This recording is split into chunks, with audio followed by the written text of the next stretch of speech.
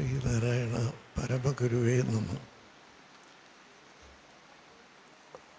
അത്യന്തം ബഹുമാന്യനായ Dharmasangham general secretary Shri സ്വാമി സുഭകാനന്ദ, ശ്രീനാരായണ ധർമ്മപ്രേരണ സഭയുടെ സെക്രട്ടറി സ്വാമി അസംഗാനന്ദഗിരി, ഈ ധർമ്മസംഘത്തിലെ ആചാര്യ പദവിയിലുള്ള എല്ലാ സന്യാസിവര്യന്മാരെ, ഈ മീമാംസ സംഘടിപ്പിക്കുന്ന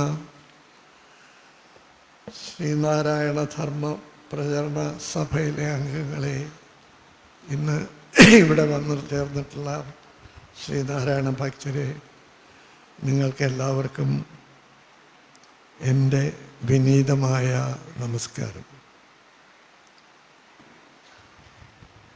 ശ്രീ ശാരദാ പ്രതിഷ്ഠയുടെ 112ാമത് വാർഷിക ദിനമായ ഈ ചിത്രാ പൗർണമി ദിനത്തിൽ ഇവിടെ വരുവാനും ഈ പരിഷത്തിൽ ഭാഗഭാക്കാക്കുവാനും കഴിഞ്ഞ എൻ്റെ സാമാന്യം ദീർഘവും മിക്കവാറും ഉപയോഗശൂന്യവുമായ ജീവിതത്തിലെ വലിയ ഒരു ഭാഗ്യമായിട്ട് ഞാൻ കണക്കാക്കുന്നു. ഈ ദിനത്തിൽ ശ്രീനാരായണ ഭക്തരായ നിങ്ങൾക്ക് ഗുരുദേവ കൃതികളെ പരിചയപ്പെടുത്തുക എന്നുള്ള ഒരു സാഹസത്തിനാണ് ഞാനിവിടെ മുതിരുന്നത്. സാഹസം എന്നത് വാസ്തവത്തിലൊരു ആലങ്കാരിക വാക്കാണ്. അതിനേക്കാളുമൊക്കെ ഇത് പറയാൻ പ്രത്യേകിച്ചൊരു കാര്യം ഉണ്ടായി. ഇന്നലെ വൈകുന്നേരം ഞാൻ ശിവഗിരി ബുക്ക് സ്റ്റോളിൽ കയറി ഇങ്ങനെ ഓരോ പുസ്തകം എടുത്തോടെ ഇരിക്കുമ്പോൾ എൻ്റെ അടുത്ത് ഒരു മാന്യ യുവതി നിൽക്കുന്നുണ്ടായിരുന്നു. അവരെന്നോട് വളരെ വിനീതമായിട്ട് പറഞ്ഞു, ദിവ്യസ്തോത്രരത്നാവലി പുതിയതായിട്ട് എഡിറ്റ് ചെയ്ത് വന്നിട്ടുണ്ട്, അത് നല്ല പുസ്തകമാണ്, എടുക്കുന്നില്ല എന്ന് ചോദിച്ചു. ഈ രീതിയിൽ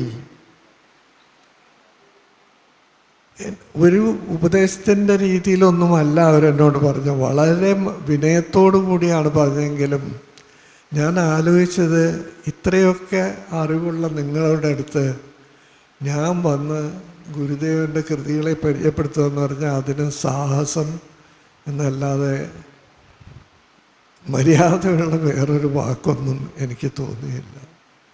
ഈ ഒരു ചുമതല എന്നെ ഏൽപ്പിച്ചിട്ടുള്ളത് ഭംഗിയായി നടത്താമെന്നുള്ളൊരാഗ്രഹമുണ്ട്. ഒന്നേ പ്രാർത്ഥനയാണ്, അവതുമാം അവതു വക്താരം. മലയാളത്തിൽ ഏറ്റവും കൂടുതൽ വായിക്കപ്പെടുകയും ചർച്ച ചെയ്യപ്പെടുകയും വ്യാഖ്യാനിക്കപ്പെടുകയും ചെയ്തിട്ടുള്ള ഗ്രന്ഥകാരനും ചിന്തകനും എന്നുള്ള രീതിയിൽ ഏറ്റവും പ്രഥമ സ്ഥാനീയനായി തന്നെയായിരുന്നു ശ്രീനാരായണ ഗുരു പരമഹംസൻ. ഒരുപക്ഷെ രണ്ടാമത്തെ സ്ഥാനം അദ്ദേഹത്തിൻ്റെ അരുമ ശിഷ്യനായിരുന്ന കുമാരനാശാനായിരിക്കണം. ഈ ഗുരുദേവൻ നമ്മളോട് നൽകിയിട്ടുള്ള ഉപദേശങ്ങളും സന്ദേശങ്ങളും എല്ലാം തന്നെ അദ്ദേഹത്തിൻ്റെ കൃതികളിലൂടെയും നർമ്മബോധത്തോടു കൂടിയുള്ള സന്ദേശങ്ങളിലും കൂടി മാത്രമായിരുന്നു. വളരെ വളരെ അപൂർവമായിട്ടേ അദ്ദേഹം പ്രസംഗിക്കാറുണ്ടായിരുന്നുള്ളൂ. അത് തന്നെ പ്രസംഗത്തിൻ്റെ വിഷയം പറഞ്ഞു കൊടുത്ത് അദ്ദേഹത്തിൻ്റെ ശിഷ്യരെ കൊണ്ട് സ്വാമി സത്യവ്രതനെ പോലുള്ളവരൊക്കെ പ്രസംഗിക്കുകയാണ് ചെയ്യാറ്. അപ്പം അങ്ങനെ നമുക്ക് ഗുരുവിൽ നിന്ന് കിട്ടിയിട്ടുള്ളത് ഈ അദ്ദേഹത്തിൻ്റെ കൃതികളാണ്. അന്നൊന്നും പ്രത്യേകിച്ച് ഗുരുദേവൻ ഒരു സ്ഥലത്ത് ഇരുന്ന് എഴുതുന്നൊരു സ്വഭാവം ഉണ്ടായിരുന്നില്ല. പെട്ടെന്ന് ഉള്ളിൽ നിന്ന് വരുന്നത് അതുപോലെ തന്നെ പറഞ്ഞു കൊടുക്കുകയും കൂടെയുള്ള ശിഷ്യന്മാർ അത് പകർത്തിയെടുത്ത് ആ പകർത്തിയിട്ടുള്ളത് കൈകൊള്ളത് തന്നെ വീണ്ടും പല കോപ്പികളായിട്ട് പരിചയപ്പെടുത്തുകയാണ് പ്രചരിപ്പിക്കുകയാണ് ഉണ്ടായിട്ടുള്ളത്. ഈ കൂട്ടത്തിൽ ഏറ്റവും അധികം കൃതികൾ എഴുതിയിട്ടുള്ളതും പ്രധാനികളുമായിട്ടുണ്ടായിരുന്നത് സ്വാമി വിദ്യാനന്ദ, ചൈതന്യ സ്വാമികൾ തുടങ്ങിയവരും. Thank you. മണമ്പൂർ ഗോവിന്ദനാശാൻ, കോട്ടുകോയിക്കൽ വേലായുധൻ തുടങ്ങി ഗുരുവിൻ്റെ അന്തേവാസികളായിട്ടുണ്ടായിരുന്നവരുമാണ് ഇതിലേറ്റവും കൂടുതൽ എഴുതിയെടുത്തിട്ടുണ്ടായിരുന്നത്. പിന്നീട് ഗുരുവിൻ്റെ കൃതികൾ പ്രസിദ്ധീകരിക്കുന്ന സമയത്ത് അതിന് ഏറ്റവും കൂടുതൽ ഒരു ആധികാരികത ഉണ്ടായിരുന്നത് ഈ മണമ്പൂർ ഗോവിന്ദനാശാൻ്റെ കയ്യിലുണ്ടായിരുന്ന, അദ്ദേഹം വളരെ കൃത്യനിഷ്ഠയോടുകൂടി പകർത്തിയെടുത്തിരുന്ന നോട്ട് ബുക്കുകളിൽ നിന്നാണ് ഇതൊക്കെ ഉണ്ടായിരുന്നത്.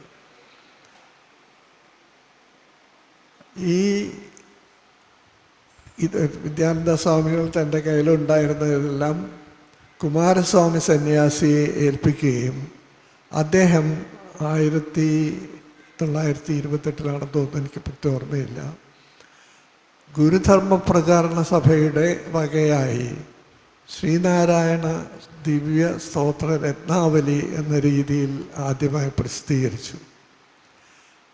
ഇത് പ്രസിദ്ധീകരിച്ചത് ആലപ്പുഴയിലുണ്ടായിരുന്ന ST റെഡ്ഡിയാർ കമ്പനിയാണ് ചെയ്തിരുന്നത്. കുറേ കാലങ്ങൾക്ക് ശേഷം ഈ കൃതികളുടെ പകർപ്പവകാശം ഗുരുധർമ്മ പ്രചരണ സഭയിൽ നിന്ന് ധർമ്മസംഘത്തിലേക്ക് മാറ്റുകയാണ് ഉണ്ടായത്. ഈ പകർത്തിയെടുക്കൽ പലപ്പോഴും ഗുരു പറയുന്നതിനനുസരിച്ച് തന്നെ എഴുതിയെടുക്കുകയും അത് ഗുരുവിനെ കേൾപ്പിച്ച് തിരുത്തി അയക്കുകയാണ് ഉണ്ടായിരുന്നത്. അത് ഓരോരുത്തരായിട്ടാണ് അത് ചെയ്തുകൊണ്ടിരുന്നിരുന്നത്. അപ്പം അതിൽ പലതും നമുക്ക് നഷ്ടപ്പെട്ടു പോയിട്ടുണ്ടാകുമോ എന്നുള്ള കാര്യം സംശയമുണ്ട്. ഇപ്പോഴും ഓരോ വർഷം കഴിയുമ്പോഴും ശ്രീനാരായണ ഗുരു കൃതികളുടെ സമ്പൂർണ്ണ ഗ്രന്ഥം പ്രസിദ്ധീകരിക്കുമ്പോൾ 1-2 പദ്യങ്ങൾ അതിൽ നിന്ന് പുതിയതായിട്ട് ഇപ്പോൾ കണ്ടുപിടിച്ചതായിട്ട് വരുന്നതായിട്ട് പറയുന്നുണ്ട്. ഇതിൽ ഏറ്റവും കൂടുതൽ അന്വേഷണ ബുദ്ധിയോടുകൂടി പ്രവർത്തിക്കുന്നത് ധർമ്മസംഘം തന്നെയാണ്, പ്രത്യേകിച്ച് ഇപ്പോഴത്തെ പ്രസിഡന്റ് സച്ചിദാനന്ദ സ്വാമി. സാധാരണ മുമ്പേ സ്വാമിജി പറഞ്ഞതുപോലെ ഗുരുദേവ കൃതികളെ ഒരു വിഭാഗ്യം ചെയ്ത് പഠിക്കാനുള്ള സൗകര്യത്തിന് വേണ്ടി ചെയ്യുന്നൊരു ഇതുണ്ട്. അത് പ്രാർത്ഥന, സ്തോത്ര കൃതികൾ, അനുശാസന കൃതികൾ, ദാർശനിക കൃതികൾ, ഗദ്യകൃതികൾ, വിവർത്തന കൃതികൾ എന്നിങ്ങനെ വിഭാഗം തരംതിരിച്ചിട്ടാണ് ഇതെടുക്കാറ്. പക്ഷേ ഇത് ഒരു വളരെ നിഷ്കൃഷ്ടമായ ഒരു കൃത്യമായ ഒരു തരംതിരിവല്ല. പലപ്പോഴും സ്തോത്രകൃതികളിൽ ദാർശനികത്വവും അനുശാസന കൃതികളിൽ സ്തോത്രവും എല്ലാം കണ്ടുവന്നിരിക്കുക. എങ്കിലും പൊതുവായിട്ട് ഇങ്ങനെയുള്ള കാര്യങ്ങളാണ് കാണാറ്. ഗുരുദേവൻ ആദ്യമായി കവിത എഴുതിയത് 17-ാമത്തെ വയസ്സിലാണെന്ന് വിശ്വസിക്കപ്പെടുന്നു.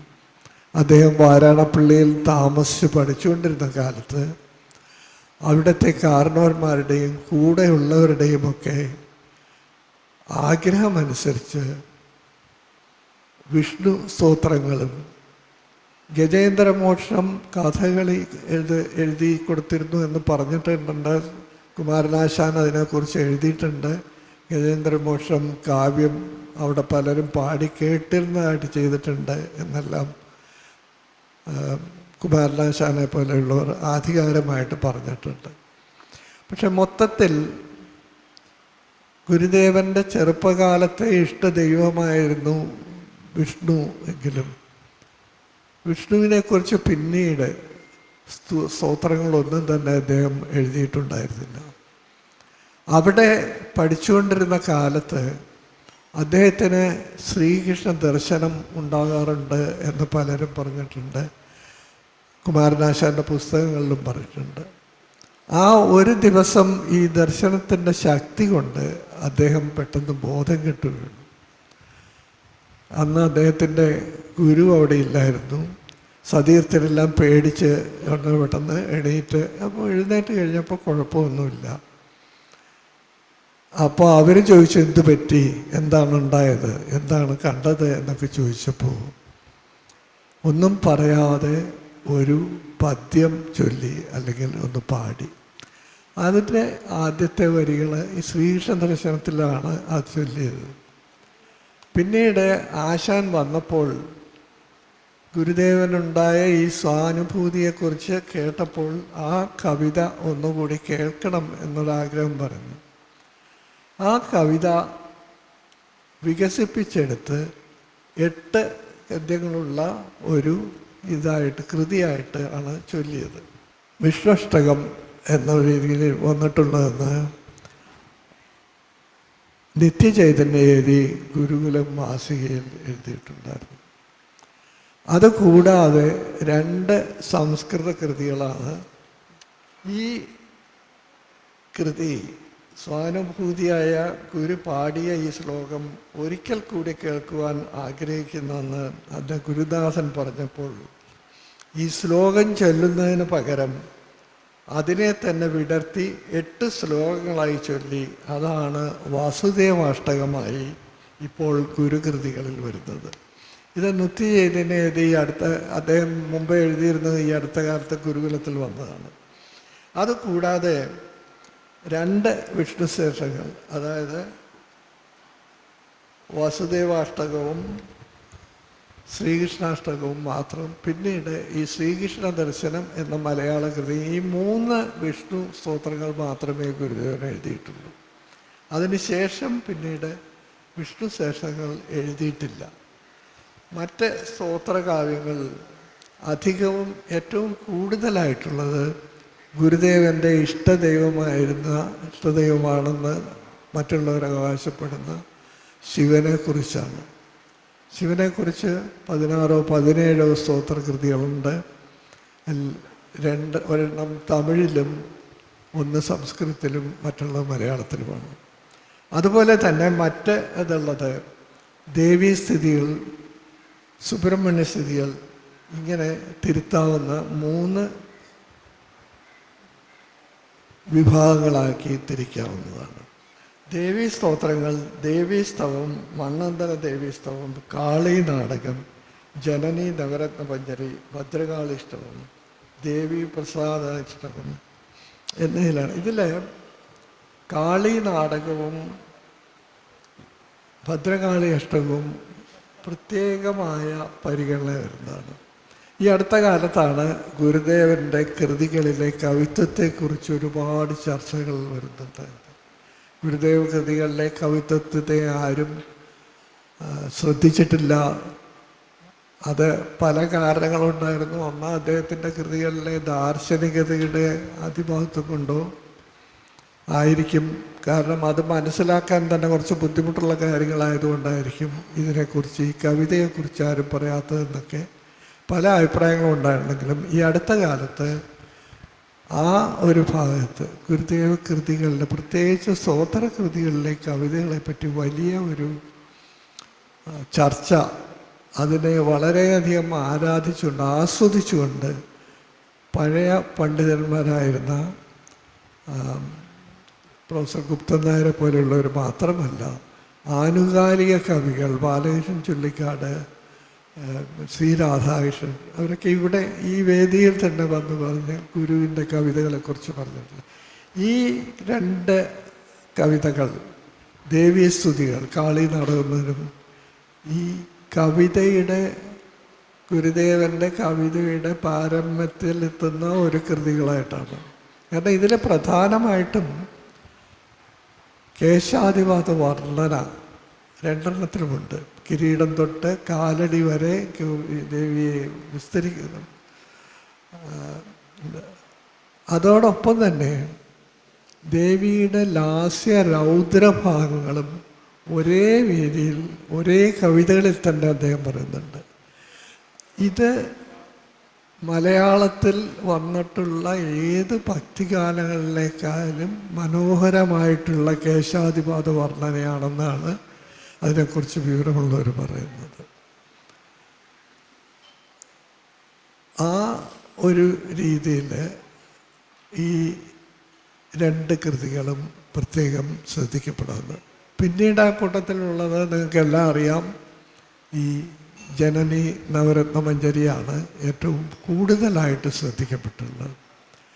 ജനനി നവരത്നമഞ്ജരി ഗുരുവിൻ്റെ കൃതികളിൽ ഏറ്റവും കൂടുതൽ ശ്രദ്ധിക്കപ്പെട്ടിട്ടുള്ളത് എല്ലാ കാര്യങ്ങൾ കൊണ്ടും, പദവിന്യാസം, അതിൻ്റെ അർത്ഥതത, ദാർശനികത്വം, ഇതെല്ലാം കൊണ്ടും മുൻപിൽ നിൽക്കുന്ന ഒരു കൃതിയാണ് ജനനി നവരത്നമഞ്ജരി. അതിനെക്കുറിച്ച് ഞാൻ നിങ്ങളോടൊന്നും പറയേണ്ട കാര്യമില്ല. പക്ഷെ അത് വായിച്ചിട്ടാണ് പ്രധാനപ്പെട്ട കവിതാ നിരൂപകരെല്ലാം ഗുരുവിൻ്റെ കവിത്വത്തെ പറ്റി മനോഹരമായി പറഞ്ഞത്. ഡോക്ടർ ലീലാവതി പറഞ്ഞത്, ജനനി നവരത്നമഞ്ജരി വായിക്കുമ്പോൾ നമുക്ക് തോന്നുന്നത് ഇവിടെ കവി കവിതയെ അന്വേഷിച്ച് പോവുകയല്ല, കവിത കവിയെ ആവേശിച്ച് എന്നെ ഒന്ന് പുറത്തേക്ക് വിടൂ എന്ന് പറയുന്ന രീതിയിലുള്ളതാണ് ജനനി നവരത്നമഞ്ജരിയുടെ പ്രകൃതം. അത് ആ കൃതിയെയും ഈ പ്രതിഷ്ഠയെയും പറ്റി ഒരുപാട് കഥകളുണ്ട്. നിങ്ങൾക്കറിയാം, ഈ ആദ്യത്തെ ശില ഗുരുദേവന് തീരെ പിടിച്ചില്ല. ഡോക്ടർ ഗീതാസുരാജൻ്റെ പുസ്തകത്തിൽ പറയുന്നത്, ഗുരുദേവൻ അത് കണ്ടു കഴിഞ്ഞപ്പോൾ പറഞ്ഞു, ഇത് നമ്മുടെ നങ്ങേലിയെ പോലെ ഇരിക്കുന്നു എന്നാണ് പറഞ്ഞത്. നങ്ങേലി അവിടുത്തെ അടിച്ചുതളിക്കാരിയായിരുന്നു. എന്നിട്ട് രണ്ടാമത് ഗുരുവിനെ പറഞ്ഞപ്പോൾ എവിടെ നിന്നോ ഒരു വെങ്കല പണിക്കാരൻ വന്ന് ഗുരു മനസ്സിൽ ഉദ്ദേശിച്ചതുപോലെയുള്ള ഒരു ബിംബം ഉണ്ടാക്കി. അത് പ്രദർശിക്കുന്ന സമയത്ത് ഇയാളിനെ കണ്ടില്ല, എവിടെയോ പോയി മറഞ്ഞു എന്നാണ്. ഇതുപോലെ ഈ പാശ്ചാത്യ രാജ്യത്തിലെ ചില പള്ളി പണിയാൻ വരുമ്പോഴുള്ള സ്ട്രക്ചർ ശരിയാതെ ഉണ്ട്, എവിടെ നിന്നോ ഒരാൾ വന്നു ഇങ്ങനെ കാണിച്ചു, പെട്ടെന്ന് ആൾ പോയി എന്നൊക്കെ ഒരുപാട് കഥകളൊക്കെ നമ്മൾ കേൾക്കാറുണ്ട്. പക്ഷെ ഇത് ഈ ഇവിടുത്തെ സന്യാസവര്യന്മാർ പാരമ്പര്യമായിട്ട് പറഞ്ഞ് കേട്ടിട്ടുള്ള ഒരു കാര്യമാണ്. പക്ഷെ ആരെങ്കിലും അത് വിശ്വസിച്ച് എടുക്കുന്നുണ്ടോ അറിഞ്ഞുകൂടാ. എന്തായാലും ഗുരുവിൻ്റെ മനസ്സിന് ഇണങ്ങിയ ഒരു രൂപമാണ് കിട്ടിയത്. അതുപോലെ തന്നെ ജനനി നവരത്നമഞ്ജരി എഴുതുക എന്ന് പറയാനല്ലാതെ അദ്ദേഹം കുളിച്ച് വന്നപ്പോഴാണ് അടുത്ത് നിന്നിരുന്ന സ്വാമികളോട് ഇതിൻ്റെ പകുതി ഭാഗം പറഞ്ഞു കൊടുത്ത് എഴുതിച്ചത്. പിന്നീട് ബാക്കിയുള്ളത് കൂടി എഴുതി. അപ്പോൾ ഇതിനെപ്പറ്റി ഞാൻ കഴിഞ്ഞ ദിവസം വായിക്കുന്നുണ്ടായിരുന്നു. വളരെ ബുദ്ധിമുട്ടുള്ള പ്രത്യേക ഈ വൃത്തത്തിലാണ് ഇത് ചെയ്തിട്ടുള്ളത്. അത് വളരെ പക്ഷേ എനിക്ക് തോന്നിയത് ഗുരു ഒരിക്കലും ഏത് വൃത്തത്തിൽ എങ്ങനെ എഴുതണം എന്ന് വിചാരിച്ചിട്ടല്ല ഇതൊന്നും എഴുതിയത്. ഡോക്ടർ ലീലാവതി പറഞ്ഞ പോലെ അദ്ദേഹത്തിൻ്റെ ഉള്ളിലുണ്ടായിരുന്ന നമ്മളോട് പറയേണ്ട കാര്യങ്ങൾ ഒരു കവിത അദ്ദേഹത്തിൻ്റെ ഉള്ളിൽ നിന്ന് എന്നെ പുറത്തേക്ക് വിടൂ എന്ന് പറഞ്ഞു വിടുന്ന പോലെയുള്ളൊരു കാര്യമാണ്. ഇത് തന്നെ മറ്റേ സ്വാനുഭൂതിയിലെ ഇതിൻ്റെ കാര്യം പറയുന്നുണ്ട്. പൊതുവെ 100 ഇതുണ്ടായിരുന്ന പദ്യങ്ങളുണ്ടായിരുന്ന കവിതയാണ്. രണ്ടാമത് അദ്ദേഹം അത് പകർത്തിയെടുത്തപ്പം 30 എണ്ണം കണ്ടില്ല, 60 ഉണ്ടായുള്ളൂ. ഗുരുദേവനെ നേരിട്ട് പറഞ്ഞു, ബാക്കിയുള്ള 40 ഒന്ന് പറഞ്ഞു തരുമോ എന്ന് ചോദിച്ചപ്പോൾ അത് എഴുതിയ ആളിപ്പോൾ ഇല്ല, ഉണ്ടെങ്കിൽ തന്നെ ഈ ദേഹത്തിൽ വരികയുമില്ല എന്നാണ് പറഞ്ഞത്.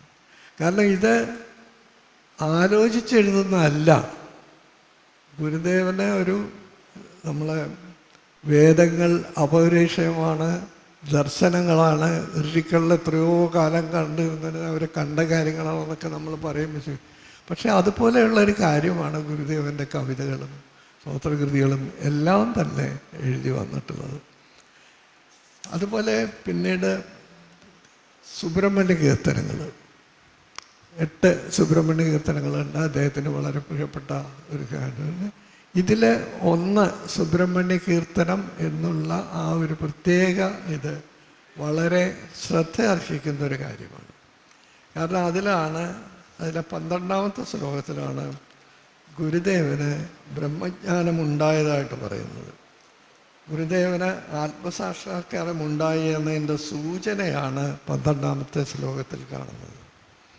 സൂര്യൻ ഉദിച്ചതായി പറഞ്ഞത് യോഗാനുഷ്ഠാനത്തിലുള്ള വിവേകഖ്യാതി തന്നെയാകണം എന്നാണ് പണ്ഡിതവരേണ്യനായിരുന്ന MS ശാസ്ത്രി പറഞ്ഞത്.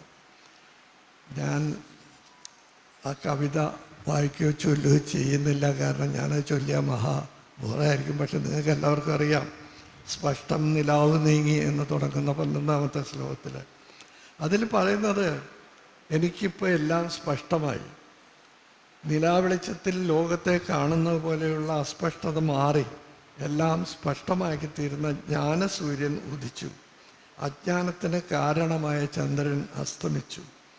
ഇപ്പോൾ ഞാൻ നിന്നിലലിഞ്ഞ് ഒന്നായി വരേണ്ട സമയമാണ്. ഈ ബ്രഹ്മജ്ഞാനികൾ, നമ്മളുടെ ഋഷികളും ഇതുമൊക്കെ ആ ഒരു സ്ഥിതിയിലെത്തിക്കഴിഞ്ഞാൽ പിന്നീട് സമാധിയാണ്. പരബ്രഹ്മത്തിലേക്ക് അലിഞ്ഞു ചേരുക എന്നുള്ളതാണ് അടുത്ത് സ്വാഭാവികമായിട്ട് നമ്മളൊക്കെ മനസ്സിലാക്കിയിട്ടുള്ള പതിവ്. പക്ഷേ ഗുരുദേവൻ പറഞ്ഞത്, ഞാൻ നിന്നിൽ അലിഞ്ഞ് ഒന്നായി തീരേണ്ട സമയമാണ്. അങ്ങയുടെ അനുഗ്രഹമുണ്ടെങ്കിൽ അതല്പം കഴിഞ്ഞിട്ട് മതി. കാരണം പല വിധത്തിലും ദുഃഖ നിമഗ്നരായി കിടന്ന് വലയുന്ന ജനങ്ങളെ ഉണർത്തെണീക്കൂ, കുളിക്കാൻ സമയമായി എന്ന് ഉദ്ഘോഷിക്കേണ്ട ഒരു ചുമതല എനിക്കുണ്ട്. അതുകൊണ്ട് എനിക്ക് നിർവികൽപ്പ സമാധിയിൽ നിന്ന് കുറച്ച് സമയം തരണമെന്ന് ദൈവത്തിനോട് പ്രാർത്ഥിക്കുക. എന്തൊരു നമുക്ക് വിസ്തരിക്കാൻ പറ്റാത്ത ഒരു തീരുമാനമാണത്. ഒരു വലിയ ജനസമൂഹത്തിൻ്റെ വിധിയെ മുഴുവൻ തിരുത്തിക്കുറിച്ചിട്ടുള്ള ഒരു തീരുമാനമാണ്. പക്ഷെ അത് ഈ പറഞ്ഞു കഴിഞ്ഞിട്ട് അതിനെക്കുറിച്ച് ഒരിക്കലും രണ്ടാമതൊരു ചിന്ത അദ്ദേഹത്തിനുണ്ടായിരുന്നില്ല. ഇത് തന്നെയാണ് കുമാരനാശാൻ പറഞ്ഞ പോലെ, അന്യർക്ക് ഗുണം ചെയ്യും ആയുസ്സും വപസ്സും ധന്യത്വമോടങ്ങ് തപസ്സും ബലി ചെയ്യൂ. അത്ര ഇതായിട്ടാണ് ഗുരുദേവൻ നമുക്കൊക്കെ വേണ്ടി ഈ തൻ്റെ ആയുസ്സും വപസ്സും നഷ്ടപ്പെടുത്തിയത്. അത് ഈ സുബ്രഹ്മണ്യ കീർത്തനത്തിലെ 12-ാമത്തെ ശ്ലോകത്തിൽ വളരെ വ്യക്തമായിട്ട് M.H. ശാസ്ത്രികളുടെ വ്യാഖ്യാനത്തിൽ ഗുരുദേവൻ്റെ കൃതികളൊക്കെ വളരെ, പ്രത്യേകിച്ച് സ്തോത്രകൃതികൾ, വളരെ താലാത്മകവും സംഗീത സാന്ദ്രവുമായിട്ടുള്ളതാണ്. നമുക്ക് വളരെ ഭംഗിയായിട്ട് ചൊല്ലാനും കേൾക്കാനും ഒക്കെ കഴിയാം, കുറച്ച് മനസ്സിലാക്കാൻ ബുദ്ധിമുട്ടുണ്ടെങ്കിലും. പക്ഷെ ആ ഇതാണ് ഗുരുദേവൻ പറഞ്ഞിട്ടുള്ളത്. കുമാരനാശാൻ പറഞ്ഞിട്ടുണ്ട്, പിന്നീട് പേരോർമ്മ വരത്തില്ല. കാരണം ഗുരുവിൻ്റെ കൃതികൾ ഭാഷ നല്ലതാണ്, അതിൻ്റെ ആശയം നല്ലതൊക്കെ ആണെങ്കിലും ആത്മോപദേശത്തിനെ കുറിച്ച് പറഞ്ഞപ്പോഴാണ് പറഞ്ഞത്, ഈ കൃതിയും അദ്ദേഹത്തിൻ്റെ മറ്റ് കൃതികൾ പോലെ ദുരവാഹമാണ് എന്നുള്ളത്. ഈ മനസ്സിലാക്കാനുള്ള ബുദ്ധിമുട്ട് കൊണ്ടായിരിക്കണം അതിൻ്റെ കവിത്വത്തിനെക്കുറിച്ചും ഒക്കെ ഒന്നും ആരും പറയാതിരുന്നത്. പക്ഷെ പിന്നീട് ഇതിനെക്കുറിച്ച് വ്യാഖ്യാനങ്ങൾ, ആത്മോപദേശത്തിന് ഒരുപാട് വ്യാഖ്യാനങ്ങൾ വന്നിട്ടുണ്ട്. പക്ഷെ ശ്രീനാരായണ ഗുരുദേവൻ്റെ കൃതികളെ മൊത്തമായിട്ട് വ്യാഖ്യാനം ഇറക്കിയത് ശ്രീ R. ബാലകൃഷ്ണനാരായിരുന്നു. പുള്ളിയുടെ ശിവാനന്ദം എന്ന വ്യാഖ്യാനം ധർമ്മസംഘത്തിൽ അന്ന് ഗീതാനന്ദ സ്വാമി പ്രസിഡൻ്റായിരിക്കുമ്പോൾ SN ട്രസ്റ്റിൻ്റെ സെക്രട്ടറി ആയിരുന്നു. പിന്നീട് അവിടെ നിന്ന് രാജിവെച്ചു വന്ന doctor P.K. Gopalakrishnan, R. Hailey എന്നിവരാണ് ആദ്യമായിട്ട് ഗുരുദേവ കൃതികളുടെ വ്യാഖ്യാനത്തോടു കൂടിയ ഒരു സമഗ്രമായ ഒരു പ്രസിദ്ധീകരണം ഉണ്ടായത്. 10 വോള്യത്തിലായിട്ടാണ് അന്ന് അത് ചെയ്തിരുന്നത്. ഇപ്പോൾ അതേ വ്യാഖ്യാനം തന്നെ പല പുസ്തകശാലകൾ നടക്കുന്നുണ്ട്. ധർമ്മസംഘം ചെയ്യുന്നുണ്ട്, SNDP ചെയ്യുന്നുണ്ട്, DC ബുക്സ് ചെയ്യുന്നുണ്ട്, അങ്ങനെ ഒരുപാട്. അതുപോലെ തന്നെ ബാലകൃഷ്ണന്മാർ കൂടാതെ മറ്റ് വ്യാഖ്യാനങ്ങൾ പ്രസിദ്ധമായിട്ടുള്ളത് നമുക്ക് മനസ്സിലാവുന്നുള്ള ഒന്ന് മുനി നാരായണ പ്രസാദിൻ്റെ ലളിത വ്യാഖ്യാനമാണ്.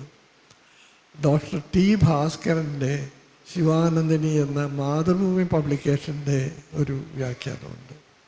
പിന്നീട് ഇവിടുത്തെ ആദ്യത്തെ ആചാര്യനായിരുന്ന M.H. ശാസ്ത്രിയുടെ വ്യാഖ്യാനങ്ങളുണ്ട്. ഇതൊക്കെയാണ് സമ്പൂർണ്ണമായിട്ടുള്ള വ്യാഖ്യാനങ്ങൾ വന്നിട്ടുള്ളത്. പക്ഷേ ഇപ്പോൾ പ്രത്യേകിച്ച് അടുത്ത കാലത്തായിട്ട് ഓരോ കൃതികൾക്കും തനിയെ വ്യാഖ്യാനങ്ങൾ ഉണ്ടാകുന്നുണ്ട്. പല വ്യാഖ്യാനങ്ങളും ആത്മോപദേശത്തിന് ഇപ്പോൾ 28 29 വ്യാഖ്യാനങ്ങൾ ഉണ്ടായിട്ടുണ്ട്. ആദ്യത്തെ വ്യാഖ്യാനം മൂർക്കോത്ത് കുമാരനായിരുന്നു. പിന്നീട് വളരെ വിപുലമായിട്ടുള്ള വിസ്തരിച്ചുള്ള വ്യാഖ്യാനം വന്നത് ഇംഗ്ലീഷിൽ നടരാജഗുരുവിൻ്റെതാണ്. അത് നിത്യചൈതന്യയും മുനി നാരായണ പ്രസാദ് ഗുരുവും ചേർന്ന് മലയാളത്തിലേക്ക് തർജ്ജമ ചെയ്തിട്ടുണ്ട്. നിത്യചൈതന്യതി 100 എന്ന് പറഞ്ഞാൽ ഞാൻ ഇന്നലെ അത് കണ്ടത്, നേരത്തെ ഉണ്ടായിരുന്നു. അങ്ങനെ പലരും, ഞാൻ ഏറ്റവും അവസാനം ആരോഗ്യനോട് പറഞ്ഞത് 25-30, ഇപ്പോൾ ഏറ്റവും അടുത്ത സാന്ദ്രാനന്ദ സ്വാമി ഒരു അനുവാചകൻ്റെ ഹൃദയം പറഞ്ഞ് എഴുതിയിട്ടുണ്ടായിരുന്നു ഈ കഴിഞ്ഞുണ്ട്. പിന്നീട് ശിവഗിരി മാസികയിൽ ഇങ്ങനെ എഴുതിക്കൊണ്ടിരിക്കുന്നത്. അപ്പം ഇത് ഒന്നാണ് ഇതിൽ നമുക്ക് മനസ്സിലാക്കുന്നത്, ഗുരുവിൻ്റെ ദാർശനിക കൃതികളൊന്നും നമുക്ക് വളരെ എളുപ്പത്തിൽ വായിച്ച് സമഗ്രമായിട്ട് പഠനം എന്നൊക്കെ പറഞ്ഞിട്ടുണ്ട്. പക്ഷേ അത് പറയാനേ പറ്റുള്ളൂ, നമുക്കത് ചെയ്യാൻ കഴിയുമെന്ന് വരികയില്ല. പക്ഷെ അതിന് നമ്മൾ ഏറ്റവും കൂടുതലായിട്ട് ശ്രമിക്കുന്നത് സ്തോത്രകൃതികൾ പഠിക്കുക എന്നുള്ളത്. ഒന്നാമത് അത് പഠിക്കാനായിട്ടുള്ള ഒരു ആവേശം. ഇപ്പം ലോകത്തിലെ ഏറ്റവും കൂടുതൽ ഭാഷകളിലേക്ക് തർജ്ജമ ചെയ്ത് ദൈവദശകം ഇവിടെ ഇരിക്കുന്ന എല്ലാവർക്കും മനഃപ്പാഠമായിട്ടുള്ളൊരു കാര്യമാണ്. ഞാനിപ്പോൾ പല സ്കൂളിലും, പിന്നെ സ്വാമി പറഞ്ഞു കണിമംഗലത്തെ സ്കൂളിൽ, അതുകൂടാതെ അച്ഛൻ ഇരിഞ്ഞാലക്കുട ഒരു സ്കൂൾ സ്ഥാപിച്ചിട്ടൊക്കെ ഉണ്ട്. അവിടെ ദിവസ പ്രാർത്ഥന ഇതാണ്. അതിലേറ്റവും എനിക്ക് ഇഷ്ടപ്പെട്ടത് അവിടുത്തെ മലയാള ടീച്ചർ, അവർ റോമൻ കത്തോലിക്കരാണ്. ഞാൻ ജാതി പറയുന്നതല്ല, അവരുടെ ആവേശം പറയുന്നതാണ്. 5 കൊല്ലം മലയാളം ടീച്ചറായിരുന്നപ്പോൾ എന്നോട് പറഞ്ഞു, റിട്ടയർ ചെയ്യുമ്പോൾ, സാറേ ഞാൻ ഈ പോകുന്നത് ഭയങ്കര ആത്മസംതൃപ്തിയോടു കൂടിയാണ്. കാരണം എനിക്കൊരാഗ്രഹം ഉണ്ടായിരുന്നു, 1000 കുട്ടികളെ ദൈവദേശവും പഠിപ്പിക്കണമെന്ന്. അത് ഇന്നലെ നടന്നു. അത്രയും ആവേശം അങ്ങനെയുള്ളവർക്ക്, ഇതുമായിട്ട് ബന്ധപ്പെടാത്തവർക്കൊക്കെ വരണമെങ്കിൽ അതിൻ്റെ സ്വതവേയുള്ള ഒരു നന്മ കൊണ്ട് മാത്രമാണ്. അല്ലാതെ ഞാൻ അവരോട് പറഞ്ഞിട്ടില്ല നിങ്ങളിത് കുട്ടികളെ പഠിപ്പിക്കണമെന്ന്. ഞാൻ ആ സ്കൂളിലെ പേരിലെങ്കിലും മാനേജറാണ്, ഞാൻ ഒരിക്കലും അവരോട് പറഞ്ഞിട്ടില്ല. പക്ഷേ ദൈവദശകമാണ് നമ്മുടെ അവിടെ എല്ലാത്തിനും പ്രാർത്ഥന. അതുപോലെ തന്നെ അവർ ചെയ്തൊരു കാര്യം, ആ പ്രാർത്ഥന രാവിലെ സ്കൂൾ അസംബ്ലിയിൽ എല്ലാ കുട്ടികളും ഒന്നിച്ചൊരു കോറസ് പോലെ പാടും, അല്ലാതെ ഒരാൾ നിന്ന് പാടുകയല്ല. അങ്ങനെ ഒരു അതിൻ്റെ എന്താ പറയുക, ഇൻബോൺ ഗുഡ്നെസ്സാണ് ഗുരുദേവൻ്റെ ദൈവദേശം അത് ഉള്ളത്. നമുക്കതിൻ്റെ ഒന്നും മുഴുവൻ അർത്ഥം മനസ്സിലാക്കാൻ കഴിയുമെന്ന് വരില്ല. പക്ഷേ നമുക്ക് തന്നെ അത് ചൊല്ലുമ്പോഴും അത് ചൊല്ലി കേൾക്കുമ്പോഴും വേറെ ഒരു തലത്തിലാണ് നമ്മുടെ മാനസികാവസ്ഥ വരുന്നത്. ഇത് തന്നെയാണ് അദ്ദേഹത്തിൻ്റെ എല്ലാ കവിതകളിലും. പക്ഷെ പലതും നമുക്ക് മനസ്സിലാക്കാൻ പറ്റാതെ വരുന്നുണ്ടായിരിക്കും. മനസ്സിലാക്കാൻ പറ്റാതെ വരുന്നതിനെ പക്ഷേ ഞാൻ പറയുമ്പോൾ, എൻ്റെ ഒരു ഗുരുനാഥനാണ് പ്രൊഫസർ സാനു മാസ്റ്ററുടെ ശിഷ്യൻ ഒരു തോമസ് മാത്യു ഉണ്ട്. പ്രൊഫസർ തോമസ് മാത്യു ആണ് സാനു മാഷയ്ക്ക് ഏറ്റവും ഇഷ്ടപ്പെട്ട ശിഷ്യൻ. ഞാനിടയ്ക്ക് അദ്ദേഹത്തിനോട് ഇതൊക്കെ പറയും. അപ്പം ഞാൻ പറഞ്ഞു, സാറേ ഞാൻ പോയി സമഗ്ര പഠനമെന്നൊരു പ്രസ്ഥാനം ചെയ്യാൻ പോവാണ്, സാറ് സഹായിക്കണമെന്ന് പറഞ്ഞപ്പോൾ പുള്ളി ഉണ്ട്, അയ്യോ രവി, സമഗ്ര പഠനം ഗുരുദേവൻ്റെ കൃതികളെന്ന് പറഞ്ഞാൽ വലിയ പാടാണ്, നമുക്ക് പഠിക്കാൻ ശ്രമിക്കാം എന്നുള്ളതേ ഉള്ളൂ. അത് ശ്രമിക്കുന്നത്, പുള്ളി അത് പറഞ്ഞു തന്നത് നമ്മൾ ചെയ്യുന്ന പോലെ പ്രാർത്ഥന നമ്മൾ ചെല്ലുന്നത് കുറച്ച് ദിവസം പ്രാർത്ഥനയായിട്ട് മാത്രം ചെല്ലുക. പിന്നീട് ആ പ്രാർത്ഥന ചൊല്ലുമ്പോൾ നമ്മളതിനെക്കുറിച്ച് ആലോചിക്കുക, പിന്നീട് അതിൻ്റെ വ്യാഖ്യാനങ്ങൾ വായിക്കുക. അങ്ങനെ വരുമ്പോഴാണ് നമുക്കിത് കൂടുതൽ ഉള്ളിലേക്ക് കടക്കാൻ കഴിയുന്നത്. എന്നാലും ഇത് മുഴുവനും സമഗ്ര പഠനം നടത്തിയത് ആരെങ്കിലും ഉണ്ടോ? അല്ലെങ്കിൽ എനിക്ക് നടരാജ ഗുരു ചെയ്തിട്ടുണ്ടാവാം, നിത്യചൈതന്യ ഗുരു, നാരായണ പ്രസാദ്, അങ്ങനെ ജീവിതം ഇതിനു വേണ്ടി മാത്രം ഒഴിഞ്ഞു വെച്ച കുറച്ച് പേർക്കേ അത് ചെയ്യാൻ സാധ്യമാകും. പക്ഷെ നമുക്ക് നമ്മളെക്കൊണ്ട് കഴിയുന്നത്ര ഇത് മനസ്സിലാക്കി അതിൻ്റെ കൂടെ നമ്മൾ ചെല്ലുക എന്നുള്ളതാണ്. മംഗളാനന്ദ സ്വാമിയെ കാണാനും അദ്ദേഹം ഗുരുധർമ്മ പ്രചാരണം നടത്തുന്നത് കഥാപ്രസംഗങ്ങളിൽ കൂടിയായിരുന്നു. ആ കാലഘട്ടത്തിൽ കേരളത്തിലെ ഏറ്റവും പ്രിയപ്പെട്ട ഒരു കലാരൂപമായിരുന്നു കഥാപ്രസംഗം. ഗുരുദേവ കൃതികളുടെ കഥാപ്രസംഗങ്ങൾ ഇദ്ദേഹം കേരളം മുഴുവനും നടത്തുമായിരുന്നു. വളരെ നല്ല ശബ്ദം, വളരെ ലളിതമായ വ്യാഖ്യാനങ്ങൾ. മംഗളാനന്ദ സ്വാമി അവിടെ പോയി, തിരുവണ്ണാമല പോയി, രമണ മഹർഷിയുടെ ഡയറിയിൽ ഈ എഴുതി വച്ചിരിക്കുന്നത് പകർത്തിയെടുത്തുകൊണ്ട് വന്ന് ശിവഗിരി മാസികയിലിട്ടിട്ടുണ്ടായിരുന്നു. പിന്നീട് നമ്മുടെ ഇപ്പോഴത്തെ പ്രസിഡന്റ് സച്ചിദാനന്ദ സ്വാമിയും അവിടെ പോയിരുന്നു. അപ്പോൾ അവിടെയുള്ള പഴയ ആൾക്കാർ പറയാറുണ്ട്, ഗുരുദേവൻ രമണ മഹർഷിയെ കാണാൻ പോയ കഥ നിങ്ങൾക്കൊക്കെ അറിയാമായിരിക്കും. അവിടെ താമസിച്ച് ഒരു ദിവസം അവിടെ ചെന്നു. അപ്പോൾ രമണ മഹർഷി ധ്യാനത്തിലായിരുന്നുകൊണ്ട് ഗുരുദേവൻ അവിടെ ഉണ്ടായിരുന്ന ഒരു ആലിൻ്റെ ചുവട്ടിൽ അവിടെ ഉണ്ടായിരുന്നു. കുറച്ച് കഴിഞ്ഞപ്പോൾ മഹർഷി വന്നു, അടുത്തിരുന്നു. രണ്ടുപേരും മുഖത്തോട് മുഖം നോക്കിയിരുന്നു കുറേ നേരം.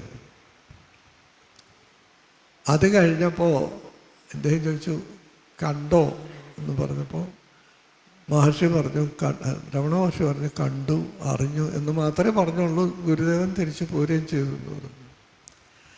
രമണ മഹർഷിയുടെ ശിഷ്യന്മാരോട് പലപ്പോഴും അദ്ദേഹം പറഞ്ഞിട്ടുണ്ട് എന്ന് അവിടെയുള്ളവർ പറഞ്ഞിട്ടുണ്ട്. അവർ ரொம்ப പെരിയവർ, എല്ലാം തെരിഞ്ഞവർ. അപ്പം അങ്ങനെയുള്ള രമണ മഹർഷിയെ എനിക്ക് വളരെ ബഹുമാനമുള്ള ആധ്യാത്മിക നേതാവാണ്. അപ്പം അദ്ദേഹം വരെ പറഞ്ഞത് ഇദ്ദേഹം എല്ലാം തെരിഞ്ഞവനാണ് നമ്മുടെ ഗുരു എന്നുള്ളതാണ്. ആ ഒരു രീതിയിൽ അദ്ദേഹത്തിൻ്റെ അനുശാസകൃതികളിൽ നമുക്ക് ഏറ്റവും കൂടുതൽ ഇത് വരുന്നുള്ളത് അനുകമ്പാദേശമാണ്. ആ കൂട്ടത്തിൽ എനിക്ക് ഏറ്റവും ഇഷ്ടപ്പെട്ടിട്ടുള്ള കാര്യങ്ങൾ. പിന്നെ ഈ ബ്രഹ്മവിദ്യാപഞ്ചകം അവിടെ എഴുതി വെച്ചിട്ടുള്ളതുണ്ട്. ആശ്രമം എന്ന കവിത എഴുതിയതിനെക്കുറിച്ചൊരു കഥയുണ്ട്. ധർമ്മസംഘം സന്യാസിക്കുമ്പോൾ സ്വാമി ആദ്യക്കൂട്ടത്തിലുണ്ടായിരുന്ന വക്കീൽമാരോട് ആരോ പറഞ്ഞു, ഇതിനൊരു ബൈലോസ്, ഒരു രൂപാവലി, നിയമാവലി ഉണ്ടാക്കാൻ പറഞ്ഞിട്ട് കുറച്ച് ദിവസം കഴിഞ്ഞപ്പോഴും ആരും ഒന്നും പറഞ്ഞില്ല. ഇത്ര ബുദ്ധിമുട്ടുണ്ടോ, എന്നാൽ ഞാൻ ചെയ്തു കളയാമെന്ന് പറഞ്ഞതാണ് ആശ്രമത്തിലെ ഗുരുവിനെ കുറിച്ചുള്ള താല്പര്യം, ആശ്രമം എന്നുള്ള കവിത വന്നു. ഇങ്ങനെ ഓരോ പ്രാവശ്യവും ഈ ഏതെങ്കിലും സന്ദർഭത്തിൽ അല്ലെങ്കിൽ പ്രതിഷ്ഠ കഴിയുമ്പോൾ അവിടെ ഉള്ളവർക്ക് ചൊല്ലാൻ വേണ്ടിയിട്ട് ആ ഇഷ്ടദേവത ഇത് കൃതികളുണ്ടാക്കുക. ഇങ്ങനെ ഈ കൃതികളെല്ലാം തന്നെ സ്വതവേ ഇങ്ങനെ വന്നുകൊണ്ടുള്ളതാണ്. അതല്ലാതെ അദ്ദേഹം ചെയ്തിട്ടുള്ളത് ദർശനമാലയുടേതാണ്. ദർശനമാല വിദ്യാനന്ദ സ്വാമിയോട് ചൊല്ലിക്കൊടുത്തിട്ട് സ്വാമി തന്നെ അത് ഗുരുദേവൻ തന്നെ അത് 10ആയിട്ട് വിഭജിച്ച് എത്രയായി എന്ന് ചോദിച്ചു. 100 എന്ന് പറഞ്ഞപ്പോഴാണ് 10ആയിട്ട് വിഭജിച്ച് ഓരോന്നിനും ഓരോ ഭാഗം ഇത് കൊടുത്ത് അതിന് പേരും കൊടുത്തു ദർശനമാല എന്നുള്ളത്. എന്നിട്ട് വിദ്യാനന്ദ സ്വാമിയോട് ഗുരുദേവൻ ആജ്ഞിച്ച പ്രകാരമാണ് അദ്ദേഹത്തിന് ആദ്യത്തെ വ്യാഖ്യാനം എഴുതിയത്. അദ്ദേഹമാണ് ദിധീജി എന്ന വ്യാഖ്യാനം വിദ്യാനന്ദ സ്വാമിയാണ് എഴുതിയത്. ആധ്യാത്മിക ആചാര്യൻ വലിയ പണ്ഡിതനുമൊക്കെ ആയിരുന്ന ജ്ഞാനാനന്ദ സരസ്വതി അതിനെക്കുറിച്ച് പറഞ്ഞിട്ടുണ്ട്. ഗീത കഴിഞ്ഞിട്ട് നമുക്ക് ഒരു നല്ല ആധികാരികമായ ആധ്യാത്മഗന്ധം ഇല്ലാതിരുന്ന ഒരു വിടവ് നികർത്തിയത് ദർശനമാലയാണെന്നുള്ളതാണ്. മനസ്സിലാകാൻ ബുദ്ധിമുട്ടുണ്ടെങ്കിലും ആ ഗീതയോട് താരതമ്യപ്പെടുത്താവുന്ന ഒരു കൃതിയാണ് ദർശനമാല. ഇതിങ്ങനെ ഓരോന്നും എടുത്തു കഴിയുമ്പോൾ നമ്മൾ പ്രാർത്ഥന നേരത്തെ പറഞ്ഞ പോലെ എല്ലാം കഴിഞ്ഞ് സുബ്രഹ്മണ്യൻ്റെയും ശിവൻ്റെയും ശിവസ്തോത്രങ്ങളിൽ 2 എണ്ണം പ്രത്യേകിച്ച് പറയാനുള്ളത്. ഒന്ന് കുണ്ടലിനി ഇതാണ്. അദ്ദേഹത്തിൻ്റെ ഗാനരൂപത്തിലുള്ള ഒരു സ്തോത്രകാവ്യമാണ് കുണ്ടലിനി പാട്ട്.